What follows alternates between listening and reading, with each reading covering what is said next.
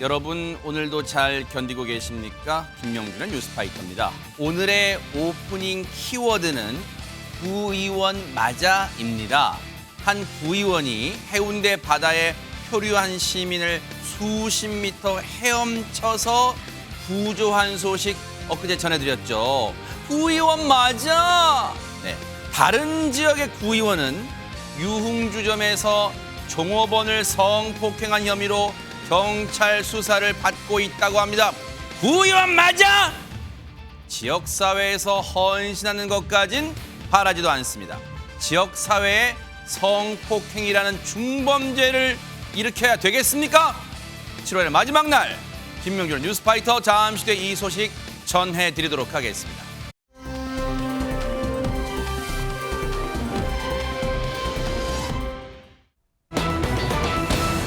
오늘 정치권에 눈길이 가는 소식 하나가 떴어요. 윤석열 대통령과 한동훈 대표가 단둘이 비공개로 만났다면서요. 김묘성 기자님. 네, 그렇습니다. 말씀하신 대로 윤석열 대통령과 한동훈 국민의힘 대표가 어제죠. 30일 오전에 용산 대통령실에서 비공개로 회동을 하는 것으로 확인이 됐습니다.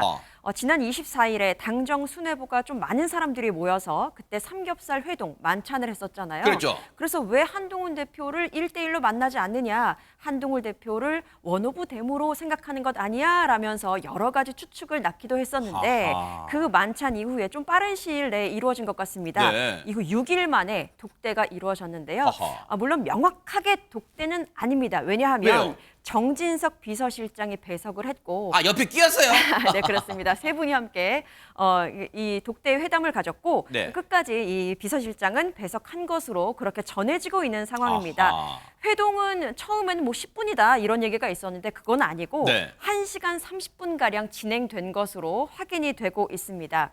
그런데 재미있는 것은요. 두 사람이 만나서 어떤 대화를 했을까? 주요 내용은 무엇이었을까? 그것이 가장 궁금하잖아요. 그렇죠. 제일 궁금하잖아요. 그렇습니다. 네. 그런데 대화 내용이요.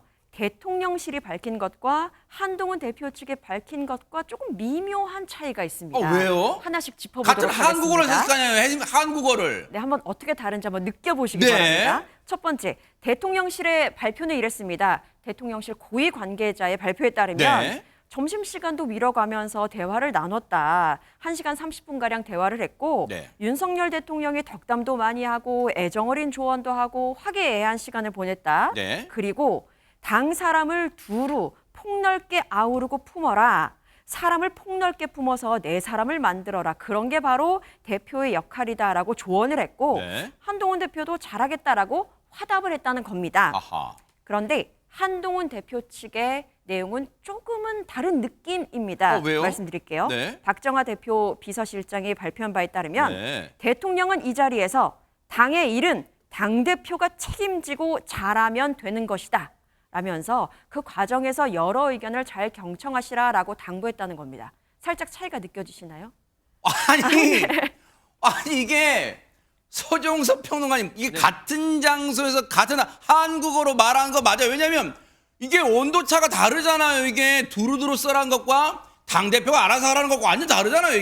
이게 이제 일반론을 얘기를 한 건데 그것을 받아들이는 측에서 그에 맞는 메시지를 어디에 강조를 할 거냐. 이걸 이제 다르게 얘기를 하는 거죠. 다르게 측면으로 본다면 이제 두 사람의 일종의 이제 메시지의 해석의 힘 어디에 실느냐 이 차이가 있는 겁니다. 그렇습니다. 일단 대통령실에서는 뭐 사람을 두루두루 써라 이런 이제 일반론적인 얘기를 했지만 그걸 해석할 때 그렇다면은 뭐 이른바 친한계뿐만이 아니라 좀 친윤계에도 같이 좀 당직에 좀 등용했으면 좋겠다. 뭐 구체적으로 정점식 정책위장을 계속 쓰라는 얘기 아니냐 이런 식의 해석이 나온단 말이에요. 반면 한동훈 대표 측에서는 당대표가 알아서 하라고 했다. 이 얘기는 결국 이제 모든 인사에 관한은 당대표가 있으니까 뭐 마음대로 하세요. 이런 식의 이제 대통령이 힘을 실어줬다. 이렇게 서로 다른 해석을 하지만 사실은 같은 얘기를 해석만 다르게 하는 거죠. 그런데 여기서 이제 주목할 만한 것은 두 사람은 한마디로 지금 말씀드리면 초승달입니다. 왜요? 이제 윤석열 대통령 같은 경우는 이제 권력의 정점, 이 대통령 권력의 정점은 당선된 순간이거든요. 그 순간부터 조금씩 이제 저물기 시작하는 겁니다. 초승달 두 사람이 같은 초승달인데 네. 윤석열 대통령은 권력의 정점을 지나서 조금씩 초승달로 가는 거고 한동훈 대표 같은 경우는 보름달로 가는 초승달인 거예요. 채워져 가는. 그렇습니다. 아하. 같은 초승달이지만 입장이 좀 달라요. 아하. 네, 그런 것에 따라서 이 메시지 자체도 좀 다르게 나오는 것이고 야, 이거 멋진 해석인데요. 네. 그렇기 때문에 앞으로 이제 두 사람 간의 관계에서 중요한 것은 중간에서의 소통을 하는 사람들이 그러네요. 이 메시지 관리를 어떻게 하느냐 아하. 이것이 굉장히 중요합니다. 그것에 따라서 윤석열 대통령과 한동훈 대표의 관계가 상당히 어떤 긴장감 속에서도 결과를 만들어내는 쪽으로 갈 수도 있고 네. 그 메시지 관리를 잘못하면은 별것 아닌 일도 굉장히 좀 갈등이 심한 것처럼 아하. 이렇게 될 수가 있거든요. 네. 그 부분을 앞으로 어떻게 할 거냐는 좀 지켜봐야 될 대목입니다. 야, 이거 한국어가 어렵다 했는데 이렇게까지 어려울 수가 있을까요? 같은 장소에서 1시간 반 정도 얘기했는데 서로 다른 해석, 아전인수, 동상이몽을 하고 있어요. 그런데 요즘 친윤계 분위기는 한동훈 대표 지금 당대표 취임한 지 얼마나 됐어요? 지금 당대표 당선증에 잉크도 안 말랐을 텐데 지금 계속해서 압박하는 메시지를 내놓고 있어요. 얘기 들어보시고 이어가 보도록 하겠습니다. 근데 이 정책위 의장 정정식 의원 같은 경우는 없는 탕평이 아니라 그냥 추경호 원내대표 파트너를 그냥 놔두기만 해도 탕평 인사로 평가를 받아요. 그런데 이걸 굳이 긁어 부스럼을 만드는 게 당내 화합이나 당정 화합, 특히 정말 치열한 전당대회 거친 이후에 한 대표 이 리더십에 무슨 도움이 될지 일단 잘 모르겠고요. 새로운 지도부에서 사의를 표하는 게 관행이라고 강조하는데 총선 패배한 사람이 그다음 전당대회에 안 나오는 것도 관행이죠.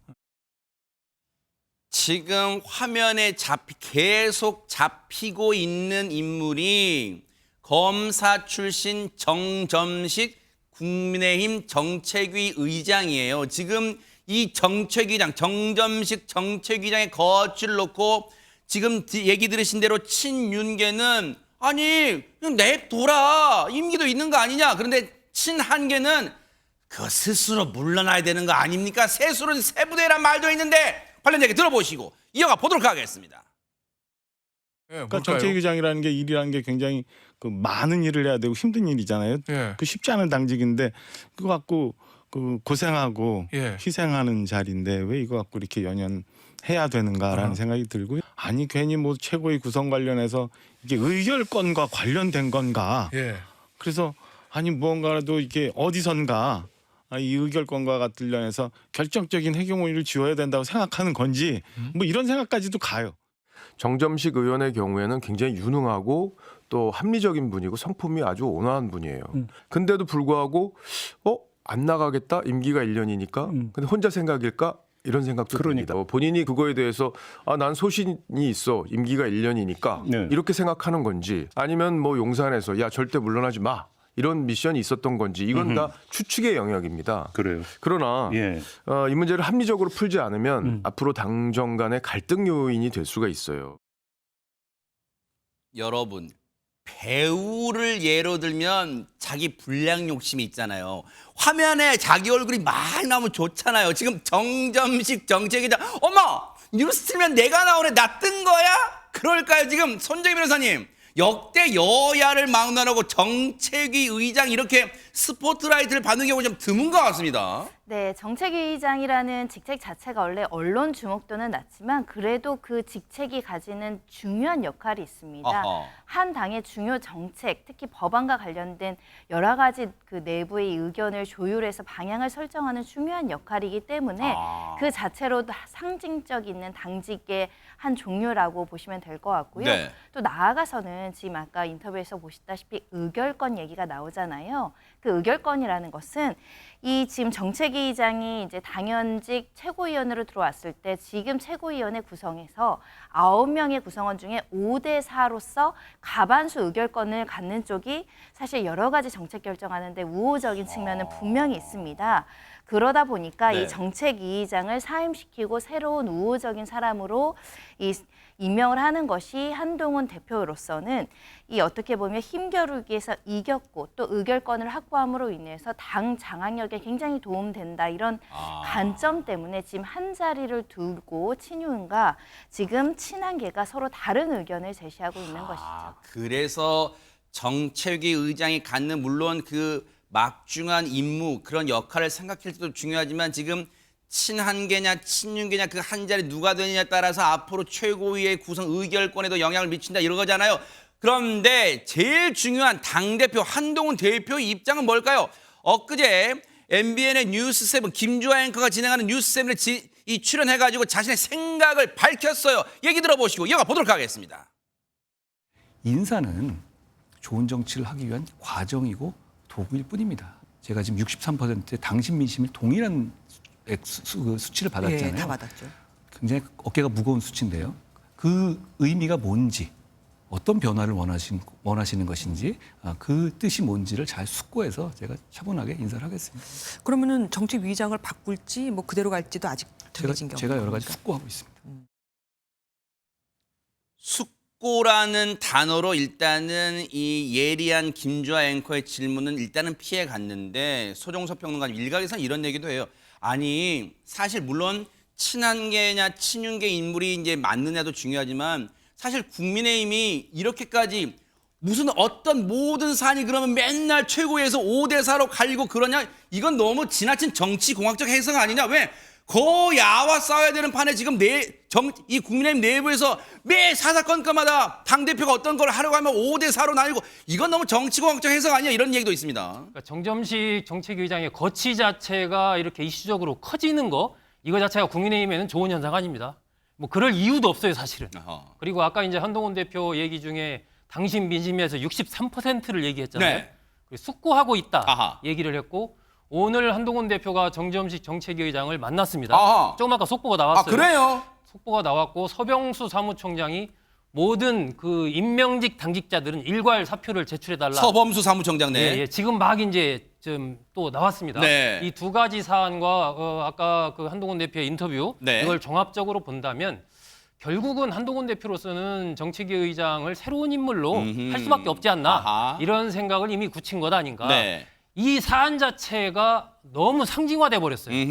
상징화돼 버렸기 때문에 한동훈 대표로서는 그렇지 않은 상황이라면 뭐 그냥 유임 두고 갈 수도 있겠지만 너무 많이 상징화돼서 아하. 지금 교체를 하지 않을 경우는 아니 뭐 한동훈 대표 뭐 국민의힘 변화시킨다고 뭐 하더니 결국 보니까 거기가 거기네. 네. 결국은 대통령실 거기에 굴복했네. 아하. 이런 평가가 나온단 말이에요. 네. 그렇기 때문에 한동훈 대표로서는 아마 이 정책위 의장을 바꿔야 될 텐데 문제는 이게 마음대로 그냥 그 뭐 물러나세요 이렇게 얘기할 수가 없는 거죠. 아하. 기본적으로 이제 원내대표와 정책위 의장은 같이 패키지로 선출하는 그런 관계가 있기 때문에 추경호 원내대표가 어느 정도 이제 한동훈 대표가 추 원내대표 협의를 또 해야 되고 네. 또 의총에서 나중에 또 추인을 받아야 됩니다. 그렇죠. 네. 그렇기 때문에 만약에 정책위장을 바꾼다면 누구로 할 건가도 상당히 중요한 거예요. 야. 어느 정도 이제 의원들이 납득할 수 있는 네. 추인에 별 무리가 없는 이런 상황으로 해야 되기 때문에 지금 한 대표로서는 이 수순을 어떻게 하면 매끄럽게 가져갈 수 있느냐 아하. 여기에 이제 오히려 고민이 좀 가 있지 않나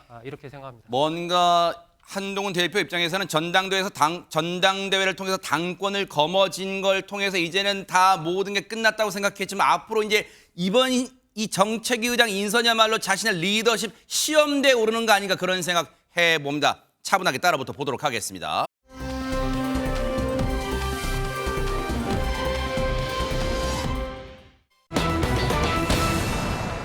오늘 이 뉴스 접하신 분들 많으실 거예요. DJ의 사저, 동교동 사저가 있어요. 고 김대중 전 대통령의 사저. 그런데 카페가 되나 이게 무슨 말입니까? 하재건 평론가님. 예, 굉장히 충격적인 뉴스가 나왔는데 김홍걸 전 민주당 의원, 그러니까 이분이 김대중 전 대통령의 셋째 아들인데 네. 이분이 얘기를 한 거예요. 김대중 전 대통령의 사저, 동교동 사저, 그거를 100억 원에 팔았다라고 이야기를 한 겁니다. 아하. 팔 것이다가 아니라 네. 팔았다예요. 과거에 이미 팔았다는 거예요. 팔았다요? 예. 매매가 했다는 얘기 매매를? 이달 2일에 소유권이 이전이 됐다고 합니다. 그러니까 사람들이 충격을 받았는데 어머나. 김홍걸 전 의원이 지금 뭐라고 하고 있는 거냐면 네. 거액의 상속세 문제 때문에 세무서의 독촉을 받아왔다. 그래서 어쩔 수 없이 작년에 매각하기로 결정을 내린 것이고 어디까지나 사적인 일이다라고 했는데 작년 7월 달에 국회의원 가상자산 보유현황 전수 공개 때 그때 김홍걸 의원이 당시에 2억 6천만 원 정도의 코인 거래 사실이 드러난 적이 있었거든요. 아하. 그때 이제 화제가 되니까 뭐라고 그랬었냐면 이게 동교동 자택 상속에 따른 17억 원의 상속세를 충당하기 위해서 이런 거래를 한 것이다 라고 얘기했었는데 결국 그 상속세 때문에 집을 팔았다고 지금 이야기하고 있는 것 같습니다. 충격이에요. 아마 이 뉴스 접하신 분들은 사실 이 문제는 무슨 진영의 문제는 아니잖아요.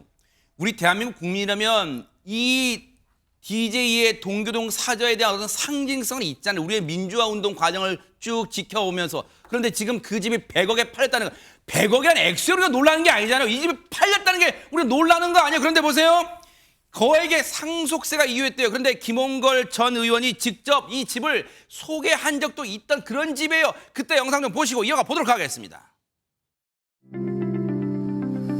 두 분 어른의 함자가 다 들어간 이 문패, 아버지께서 양성평등을 신념으로 갖고 계셨던 분이라 그때는 굉장히 우리나라에선 드문 일이었죠. 아버지께는 이 어머니가 단순한 배우자가 아니고 정치적으로도 동지고 인생을 같이 손잡고 가는 동반자로서 굉장히 중요한 분이었다고 생각합니다. 대통령직에서 퇴임하시고 나서 평소에 책도 읽으시고 인터뷰도 하시고 그러던 사무 공간이죠. 이 동교동 집은 1962년도부터 저희 부모님께서 사시던 집입니다. 많은 유품들이 여기 있고 돌아가신 두 분 어른의 손때가 묻은 물건들이 굉장히 많아요.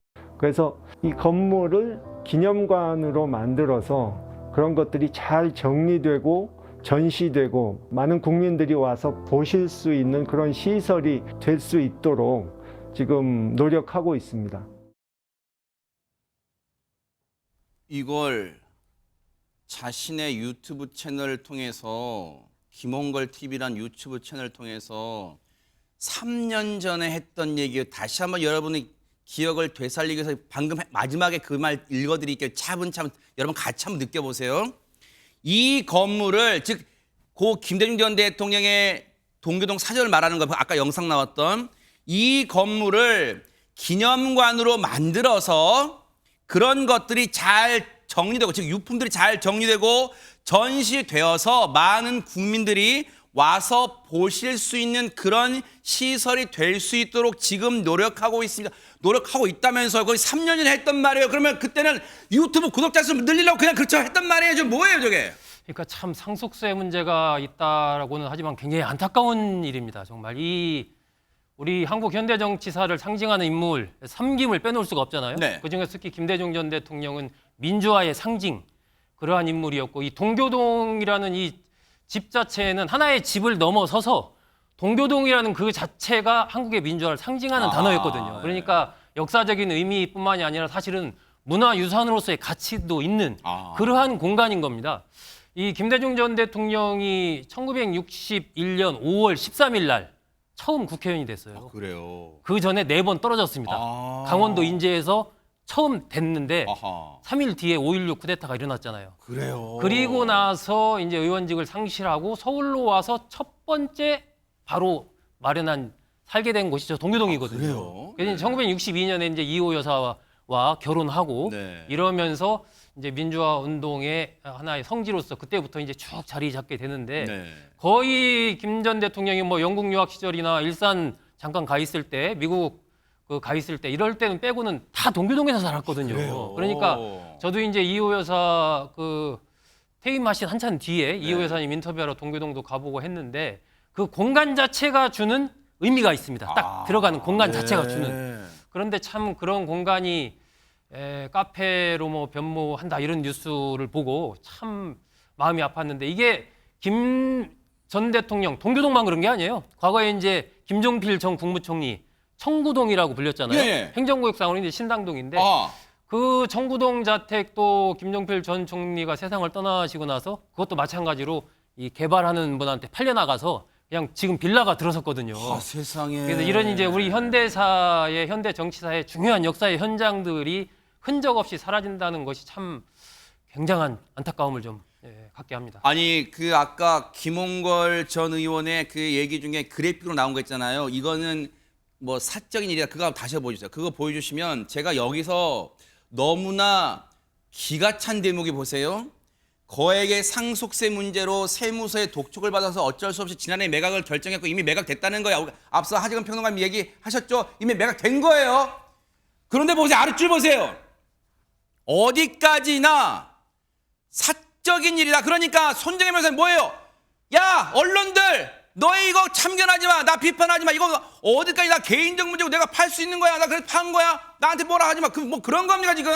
본인에게는 사적인 일일 수 있지만 또 국민들 입장에서 그 부모님과의 어떤 정치적 역사를 같이 보고 자라고 했던 사람들은 좀 매우 안타까운 심정이 있을 수밖에 없다라는 점을 분명히 말씀드릴 수 있을 것 같고요.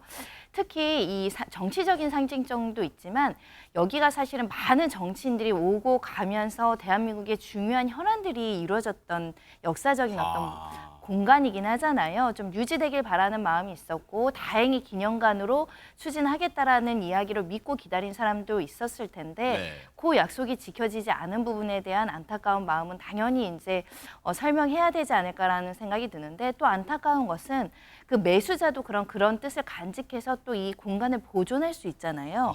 그래서 매수자가 누구인가를 쳐다봤더니 3명이 공동지분 형태로 매입한 것으로 알려지고 있는데 그중에 1명은 유명 커피 프랜차이즈 대표인 것으로 알려지고 있고요. 또 제빵 바리스타 학원이나 이런 것들을 운영하는 사람으로 알려지고 있고 인근에 한 150m 이내에 이 카페도 있고 창업지원센터도 있고 이 바리스타 관련한 학원도 있다라고 합니다.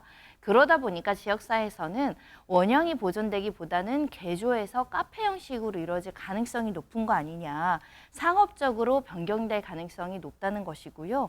다만 김홍걸 전 의원께서는 이 매수자 중에 일부가 매입자가 공간 일부는 보존해서 유품을 전시해 주기로 약속해 줘서 이제 고맙다 이런 이야기도 하고 있어서 공간 일부가 어디인지 또 어떤 유품을 전시하기로 했는지는 알 수 없으나 뭐 그나마 그 중에 다행이라고 생각해야 될까요? 네. 아니 김묘성 기자님, 대한민국이 자본주의 사회이기 때문에 저 건물 동교동 사저를 뭐 세 구성원이 3명의 구성원이 돈 합쳐가지고 100억에 샀다고 한 걸 그래요. 자본주의 사회니까 비판은 못한다 했죠. 그런데 아니 어떻게 저 동교동 사저가 카페가 돼가지고 그러면 거기에 가서 커피 마시면서 그냥 슬쩍 지나가면서 구경하는 그런 정도로 전락한 거예요. DJ의 어떤 유품이? 그러니까요. 그래서 보는 저희도 안타까움을 금할 수 없는데 더욱더 사실 충격적인 부분은 2019년에 세상을 떠난 이희호 여사 또한 유언을 통해서 이곳 그러니까 동교동 자택이 기념관으로 사용됐으면 한다라는 뜻을 밝힌 바가 있습니다. 하하. 그래서 기념관으로 사용이 된다면 유언까지 남기셨네. 유언까지 세상에. 네, 그렇습니다. 그래서 만약에 기념관으로 사용이 돼서 보상금이 나온다면 3분의 1은 사업회가 쓰고 3분의 2는 형제들끼리 균등하게 나눠 가져라 라고까지 유언을 남겼는데 이 유언장에 대해서 당시에 김홍걸 전 의원이 무효를 주장했었습니다. 왜냐하면 이 유언장의 공증 절차가 빠졌기 때문에 인정할 수 없다라는 의견을 피력을 했었거든요. 그래서 그때 차남인 김홍업 김대중 평화재단 이사장과 법적 다툼을 벌이기도 했었습니다. 결국 동교동 그 형제 간의 상속 분쟁으로 불거지지 않았나라고 해서 많은 분들이 안타까워했었는데 그래도 이호 여사가 그 이주기가 됐던 그때에 당사자들끼리 어떤 합의 끝에 일단락이 되는 듯 했었습니다. 아하. 그런데 지금 이제 와서 보니까 이번 사저 매각 결정의 그 과정을 보니까요. 이 형제들끼리 상의가 없었던 것으로 그렇게 알려져서 또 충격을 안기고 있는데 때문에 김홍업 이사장 같은 경우에는 매각 사실을 전혀 모르고 있었고 역사적 장소를 지키고 싶어도 방법이 없다라고 밝혀서 지금 논란의 소지가 남아있는 상황입니다. 아니 하재근 평론가님, 그럼 지금 저만 열불내는 거예요? 지금 누리꾼들은 어떤 반응을 지금 보이고 있을까요? 궁금합니다. 누리꾼들은 지금 깜짝 놀라고 있는 거거든요. 김대중 대통령의 사저가 역사적인 공간, 기념적인 공간이라고 많이들 인식하고 있었는데 이게 개인 간 매매로 팔린다는 것 자체를 상상을 못했던 거예요. 이런 사실을 알게 되니까 지금 누리꾼들 반응이 남겨둘 역사적 가치가 충분한 집인데 돈 때문에 지켜야 할 유산을 팔다니 안타깝다 이런 얘기도 나오고 DJ 사저가 동네 자랑이었었는데 방치보단 개방이 낫지만 역사적 의미가 적은 공간으로 쓰일까 봐 걱정이 된다. 이러한 우려도 나오고 있습니다. 하늘나라에 있는 고 김대중 전 대통령과 고 이희호 여사가 김홍걸 전 의원, 셋째 아들 김홍걸 전 의원의 이 행동에 대해서 아이고 그래 아들아 잘했다. 얼마나 경제적으로 힘들었니 잘했구나 하실까요? 답은 김홍걸 전 의원만 알고 있을 듯합니다. 씁쓸합니다.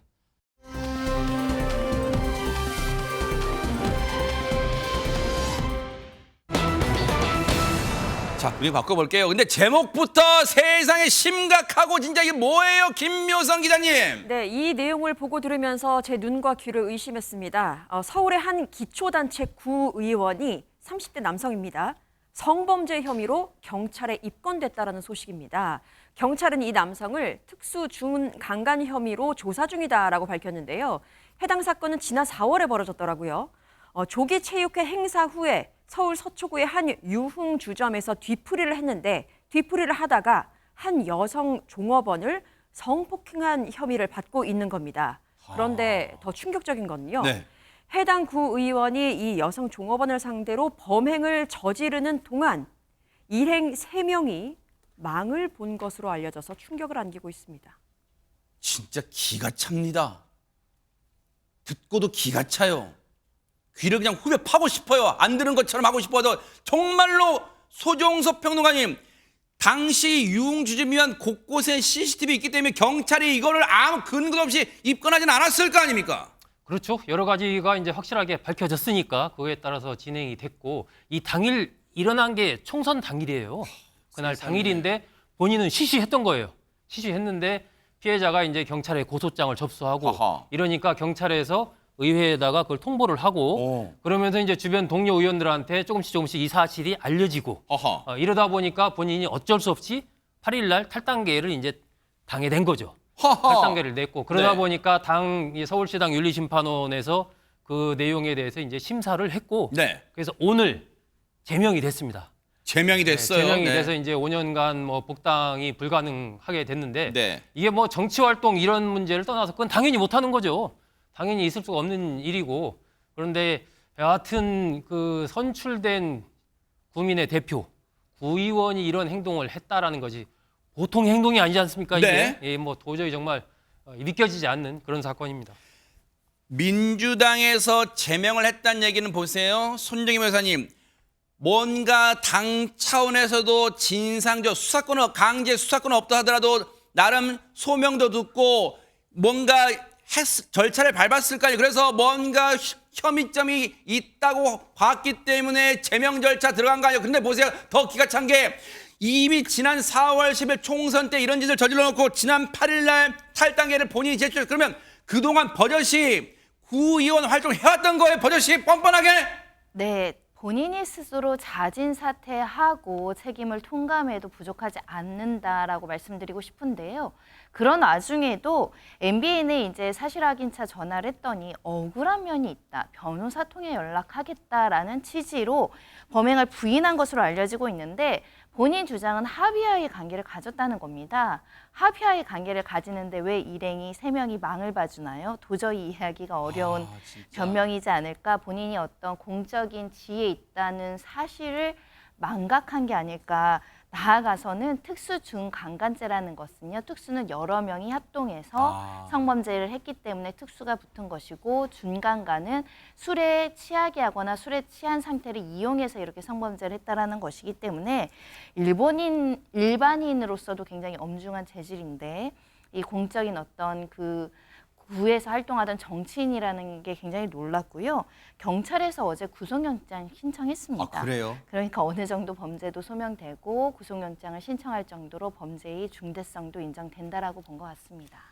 억울한 면이 있다고 생각하면 그걸 언론 플레이를 할 거 아니라 일단 영장 실질 심사부터 있을 거예요. 그 판사님 앞에 가서 그 억울한 면이 있다고 한번 읊어봐요. 그 판사님이 어떻게 판단할지 똑똑히 지켜보도록 하겠습니다.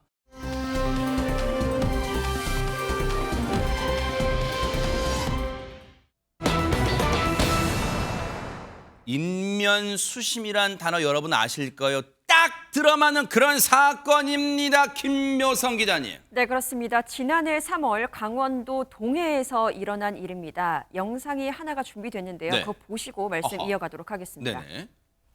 네, 새벽 시간입니다. 빠른 속도로 달리던 승용차 보이시죠? 속도를 줄이지 않더니 그대로 도로 옹벽을 세게 들이받습니다. 어머나. 차량 뒤편이 들릴 만큼 그러네요. 아주 큰 충격이었는데요. 네. 당시 차 안엔 40대 부부가 탑승해 있었고 안타깝게도 조수석에 있던 아내는 사망했습니다. 이 영상만 보면 사실 만약에 처음 보신 분들이라면 소종섭 평론가님, 네. 어머나 세상에 새벽 시간대니까 뭐 졸음운전하다가 갑자기 들이받았나 뭐 그런 생각 하실 수 있는 그런 영상이잖아요. 이 영상만 놓고 보면. 그렇죠. 그래서 그런데 이제 단순 교통사고라고 보기에는 여러 가지 의문점이 있었던 거예요. 왜요? 경찰이 보기에. 첫째는 이게 막 발목뼈가 막 피부를 뚫고 나올 정도로 골절상을 당했는데 그거 외에는 별다른 다른 혈흔은 없었던 거예요. 다른 혈흔은 없었고, 그러니까 교통사고라고 보기엔 우리가 보통 생각하면 저렇게 부딪히면 뭐 발목뼈뿐만이 아니라 여러 곳에서 그렇죠. 몸에 그 흔적을 느낄 수가 있는데 그렇죠. 경찰이 보니까 그렇지 않은 거예요. 다른 외상이 없는 겁니다. 그리고 이 장소 자체가 뭐 어떤 굉장히 뭐 내리막이 심한 곳이라든지 또 남편이 어떤 뭐 음주 술을 많이 먹어서 제어를 잘 못하는 그런 상황에서 운전을 했다든 그런 것도 아닌 거예요. 그런 것도 아니에요? 네, 그러니까 경찰로서는 이거 뭔가 이상하다. 그래서 결국 경찰은 국과수에 부검을 의뢰를 한 거죠. 그런데 보세요. 일단 외상적으로 봤을 때는 수상한 점이 있는데 혹시 손정희 변호사님 그거 말고도 이제 저 사고를 당했을 때 저 타고 있던 사람들의 신원을 파악했으니까 뭔가 이 두 사람의 관계에 대해서도 경찰이 들여다봤을 거 아닙니까? 네, 일부 타살 혐의가 보였기 때문에 본격적인 수사에 착수를 했고요. 이 두 사람은 이제 남편과 아내인데 범행 여러 시간 전에, 수시간 전에 어떤 일이 있었냐면 남편이 채무가 2억 9천에 이르렀던 겁니다. 근데 이 사실을 아내는 모르고 있었고요. 네. 당연히 말다툼이 시작됐겠죠. 어떻게 이렇게 거액의 채무를 아내한테 말도 하지 않고 지느냐로 이제 말다툼이 있었고 그랬겠죠. 결국은 그 과정에서 아내를 목 졸라 의식을 잃게 합니다. 세상에. 실제로 부검 결과에 이제 경부 압박, 질식 이런 이야기가 나오고 목에도 눌린 흔적이 있었다는 것이고요. 세상에. 그 끝에 여행용 가방에 이 쓰러진 아내를 닮아서 본인의 승용차로 이동을 했고요. 어머나. 그리고 나서도 주변을 여러 번 배회했다라고 합니다. 그리고 나서 이렇게 고의 사고로 옹벽에 들이받치는 사고를 야기했던 사안이고요. 야, 당시 파편이 막 지금 저 하수구에 빠져 있었네요. 네네, 말씀하시죠. 네. 더 끔찍한 것은 남편이 목을 조르고 아내가 의식을 잃었다고 했잖아요. 네. 그때 아내는 사망한 상황이 아니었습니다. 어머나. 의식을 잃었을 뿐 살아있는 상태였다고 하는데 네. 남편은 사망한 줄로 알고 그런 교통사고를 위장해야겠다라고 해서 저렇게 고의사고를 야기한 겁니다. 이게 다 하재근 평론가님 국과수가 부검을 해봤더니 세상에 그 아내분은 당시에 사고가 저 차량 사고 났을 때 저 남편이 옹벽을 들이받았을 당시에도 멀쩡히 살아있었다는 걸 지금 밝혀낸 거잖아요, 지금 이게. 그렇습니다. 그러니까 단순히 의식을 잃은 차원이었다고 한다면 혹시 그 차량으로 이동하는 가운데 의식이 잠깐이라도 돌아왔을 가능성도 있잖아요. 네. 그럼 아내가 얼마나 그 안에서 무서웠겠는가. 그 세상에. 공포심이라든가 절망감이라든가 너무나 좀 무서운 사건인데 이 사건이 이제 사건을 저지르고 나서 네. 그 다음에 보인 이 남편의 행태도 정말 천인공노할 행태를 보였는데 왜요? 이 남편이 뭐 어떻게 했냐면 이제 사건 발생하고 나서 나도 다쳤다라고 얘기했었거든요. 나도 내 몸을 추스르지 못할 정도로 다쳤다라고 얘기했었는데 그 상태에서 이 남편이라는 사람이 제일 먼저 했던 일이 뭐냐면 뭡니까? 보험 업무 처리였습니다. 뭔데? 왜 보험을 처리해요? 보험사로 전화를 해가지고 네. 아내도 다쳤는데 보험 접수 됐느냐 이거를 문의했다는 거예요. 뭐냐면은 나 다쳤으니까 내 치료비 명목으로 3,200만 원 달라. 그리고 아내 지금 숨졌으니까 사망보험금 명목으로 4억 7천만 원 달라. 이거를 업무를 처리를 하려고 했었는데 결국 미수에 그쳤습니다. 김묘성 기자님, 아내를 숨지게 그냥 아내가 무슨 병으로 숨져도 이따위 짓을 하면 그게 사람이 하고 이 소리를 들을 판에 자기 손으로 아내를 숨지게 해놓고 제일 먼저 한다는 짓이 보험사에 전화해서 사망보험금 탈 수 있냐고 물어봐요. 이게 사람이에요, 이게 진짜? 그렇습니다. 그런데요, 이 남성 수사 과정에서도 굉장히 기막힌 태도로 일관합니다. 일단 처음부터 혐의를 모두 부인했습니다. 그리고 수사가 시작되자 계속 말을 바꾸면서 이상한 변명을 늘어놓습니다. 일단 처음에 변명은 이러했습니다. 뭔데요? 졸음운전을 했다라는 내용이었습니다. 그런데 또 말이 곧 바뀌어요. 또요? 어떻게 바뀌냐면 아내가 집에서 이미 사망한 상태로 발견이 됐고 그래서 아이들의 충격을 우려해서 아내 시신을 옮기다가 사고가 난 것이다라는 말도 안 되는 이야기를 늘어놓습니다. 진짜 이 인간은요. 짐승만도 못해요. 근데 짐승만도 못하다 그러면 여러분 아시죠? 요즘 짐승도 화를 내. 왜 우리한테 만만한 우리한테 뭐 비유를 하냐? 이건 짐승도 못하 이런 왜 우리한테 비유해? 정말 짐승도 화를 낼 거예요. 손정희 변호사님 진짜. 재질이 굉장히 좋지 않다고 봐서요. 검찰에서는 30년을 구형했는데 재판부는 35년형, 구형보다 더 높은 선고형을 선택을 했습니다. 그 이유는 말씀하신 것처럼 범행을 끝끝내 부인을 했고요. 본인이 목졸라서 이렇게 의식을 잃은 상태임에도 불구하고 그 고의 사고로 인해서 사체가 손괴되는 끔찍한 결과까지 이야기를 했기 때문인데요. 범행의 중대성, 태도 등을 종합하면 장기간 사회에서 경위할 필요성이 있다. 35년형이 확정이 됐다는 소식이고 실제로 보험 사기 부분도 유죄가 인정이 됐습니다. 이 계획적인지 우발적으로 범행을 이루었는지는 여러 가지 주장이 있을 수 있지만 이 아내가 사망했는데 보험금을 편취할 생각까지 한다는 것은 인간으로서의 도리를 저버렸다라고 볼 여지밖에 없는 것이고요. 또 군인 신분이었죠. 육군 원사였습니다. 세상에. 이 신분도 제적이 된 상황입니다. 이런 인간은요. 이런 뻔뻔하고 파렴치체 이런 단어 갖고도 부족해요. 이런 인간은 평생 교도소에서 햇빛 볼 자격도 없어요. 평생 속죄하며 반성을 할지 모르겠어요. 평생 속죄하며 살기를 지켜보도록 하겠습니다.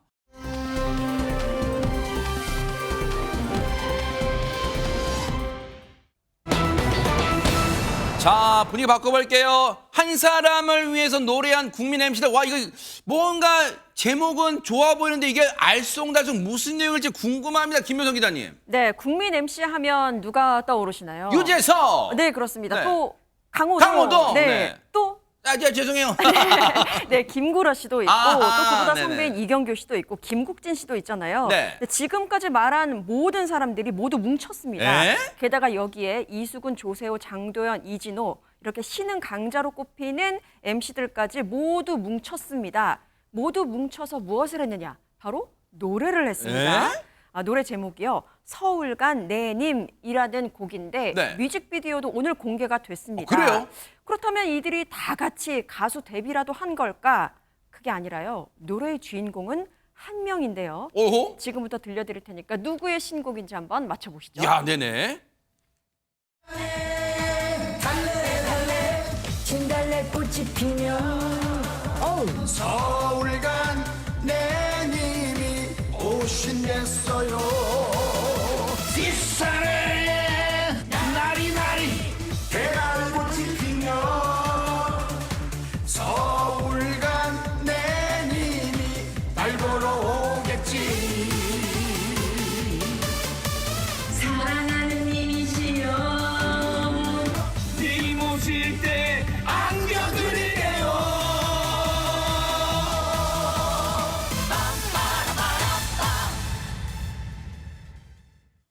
지금 저는 이제 걱정되는 게 하정현 평론가님, 저 거물급 예능인들이 나왔는데 출연료는 어떻게 지급하냐 했는데 지금 누구 노래를 부른 거죠, 저분들이? 지금 태진아 씨 노래를 부른 거거든요. 그래요?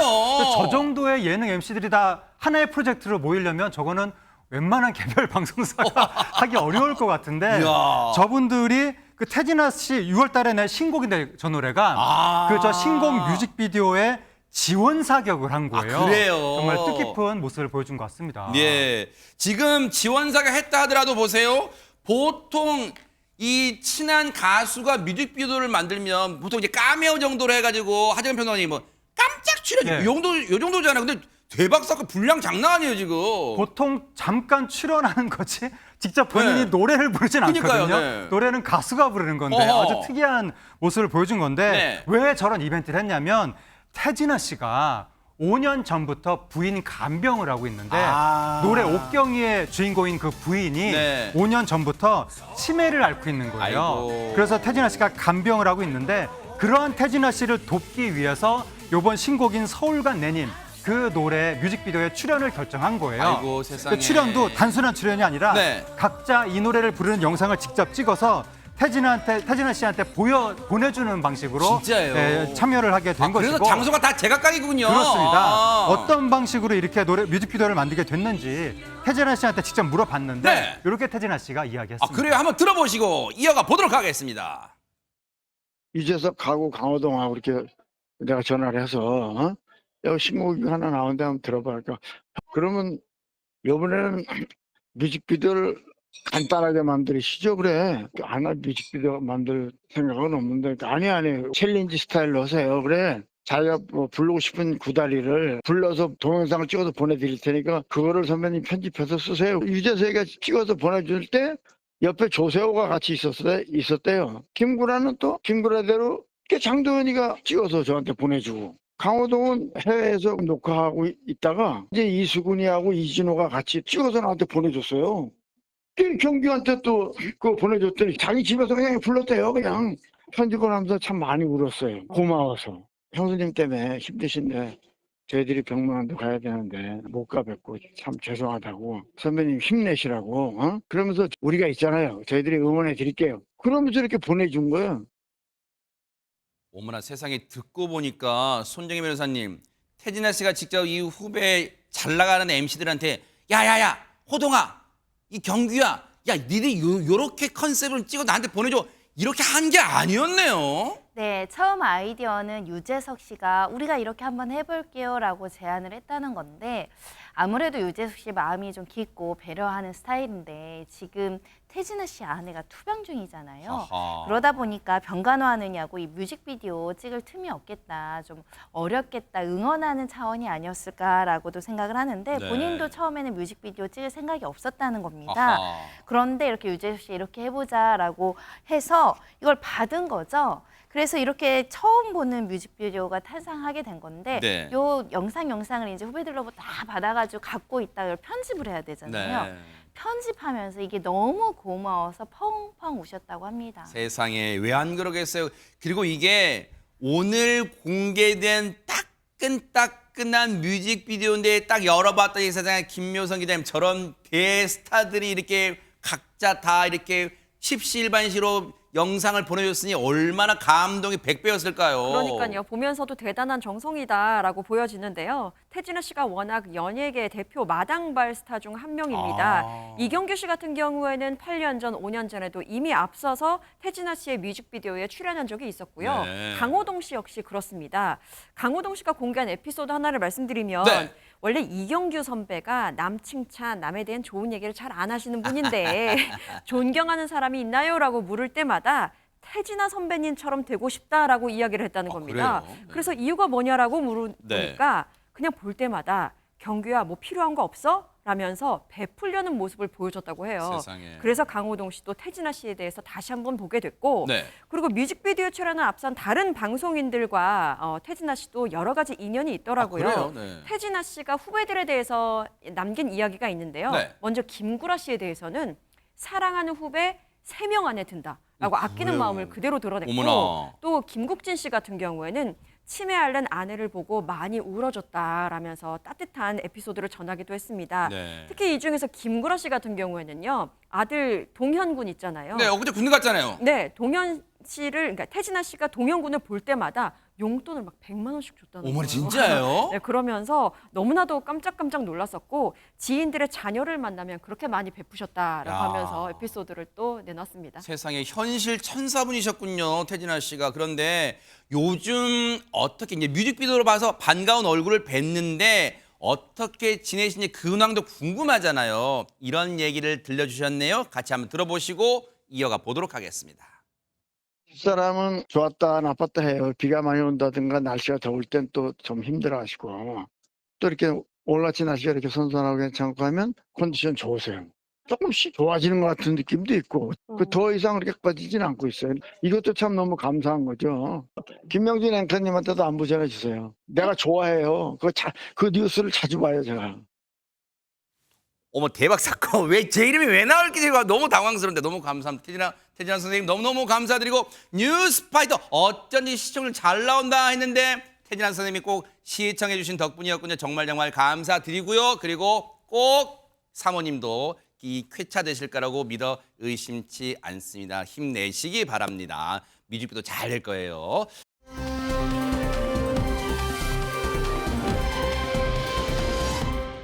자, 그런가 하면 지금 전 세계가 바삐바삐 돌아가고 있는데 오늘 인터넷상에서 화제가 된 사진이 있다던데 김묘성 기자님 어떤 사진일까요? 네, 누군가가 이분의 사진을 SNS에 딱 올리면서 액션 영화에 나온다면 정말 멋질 것 같다라고 강추를 한 사람이 있습니다. 네? 어떤 사진이냐면요. 한번 보시겠습니다. 아, 네. 바로 이 사진입니다. 예. 한쪽 눈에 덮개가 달린 안경을 쓴 채 권총을 든 이 사람. 야! 요즘 올림픽 경기 열심히 챙겨보시는 분들이라면 아실 테죠. 오! 바로 대한민국 사격 국가대표 김예지 선수입니다. 야! 그런데 지금 나오는 이 사진은요. 이번 파리올림픽 때 모습이 아닙니다. 그러면요? 지난 5월에 출전했던 사격 월드컵 장면이거든요. 이때 세계 신기록을 세웠는데 네. 당시 김예지 선수는 세계 신기록이 기록되는 그 순간에도 무표정을 유지해서 화제였었거든요. 근데 이번엔 이때의 모습을 테슬라 최고 경영자인 일론 머스크가 네. 김예지를 액션 영화에 캐스팅해야 한다라고 찬사를 보내면서 네. 다시 또 한 번 화제가 되고 있는 겁니다. 야, 근데 진짜 우리 시체말로 그런 얘기 하잖아요. 와, 간지난다. 대박 사건 지금 저 사격하는 자세 뭐 진짜 대박 간지나잖아요. 그런데 보세요. 이 여전사의 모습 그 잡채인 것 같은데 김예지 선수 얘기 직접 들어보시고 이어가 보도록 하겠습니다. 저는 제 자신이 제 라이벌이라고 생각하거든요. 제가 넘어야 할 산이 있다면 저를 넘어야 하지 않을까. 이번에 세계 신기록을 쌓지만 다시 세계 신기록을 세우고 싶고요. 저는 그냥 저를 계속 이기고 싶어요. 나 은메달 땄다! 25미는 금메달 간다! 아니 인터뷰와 그리고 인터뷰가 아닌 자연스러운 모습 완전 180도 분위기가 다른데 화정은 평론가님 대박 사건. 인터뷰 때는 나 은메달 땄다라고 막 밝게 이렇게 얘기하고 있는데 네. 딱 총을 잡았을 때는 거의 무슨 만화나 영화 같은 데 나오는 사신 캐릭터 예. 같은 느낌의 예. 되게 무서운 모습으로 그렇게 나오는 게 네. 아주 극과 극의 대비가 있다 보니까 국내외에서 화제가 되는 거예요. 네. 해외 누리꾼들도 굉장히 크게 이제 관심을 보인다고 하는데 네. 심지어 그 테슬라 CEO인 일론 머스크까지 찬사를 보냈을 정도라고 하니까 얼마나 네. 지금 화제가 됐는지를 알 수가 있는 거고 네. 또 외신이 주목하는 모습이 있다고 하는데 아하. 김예지 선수가 저렇게 막 무서운 표정으로 딱 하고 관역을 딱 쏘고 있는데 네. 허리춤에는 말랑말랑한 코끼리 인형이 달려 있었다고 합니다. 네. 그 인형이 바로 5살 된 딸의 인형이라고 하는데 그래요. 해외 외신들이 우리나라 매체들의 기사를 받아서 그거를 또 보도를 할 정도로 세상에. 그 세계적으로 지금 저분의 모습이 화제가 됐다고 합니다. 야, 엄마 진짜 훌륭한 엄마의 모습도 보여주는 김예지 선수 앞으로의 활동도 앞으로의 또 이 대회의 종목도 기대를 또 해보도록 하겠습니다.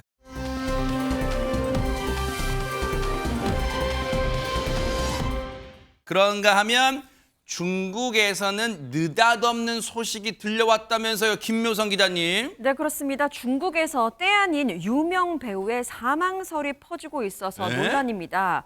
우리도 잘 알고 있는 배우인데요. 무려 배우 탕웨이 씨가 사망했다라는 탕웨이 소식이 씨요? 네, 중국 매체에서 퍼지게 된 겁니다. 어머나! 이 소식은 SNS를 통해서 급속도로 확산됐고요.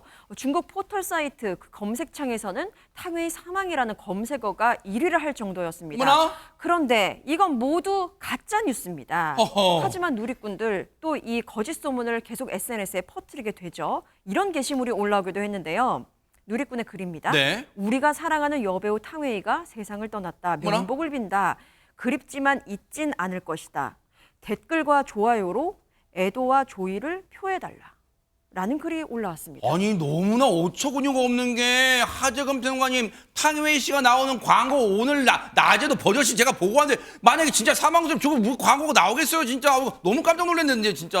탕웨이 씨한테 왜 저런 소문이 퍼지는지 이해가 안 되는데 네. 저렇게 사망설이 퍼지니까 탕웨이 씨 측 소속사에서 탕웨이 씨 살아있다고 공식 입장을 냈다고 알려졌는데 네. 알고 보니까 너무너무 잘 계시네요 지금. 네. 알고 보니까 그 공식 입장마저 가짜 뉴스더라. 어머나! 또 다시 가짜 뉴스가 나왔다고 지금 이거 탕웨이 씨 측에서 얘기했는데. 문제. 근데 2022년에는 탕웨이 이혼설도 가짜 뉴스로 돌았었고 허허. 얼마 전에는 은퇴설도 나왔었는데 허허. 왜 탕웨이 씨한테 이런 소문이 자꾸 도는지 네. 이해가 되지 않습니다. 그러니까 절대 저런 나쁜 뉴스 정말 퍼뜨리지 않기를 바랍니다.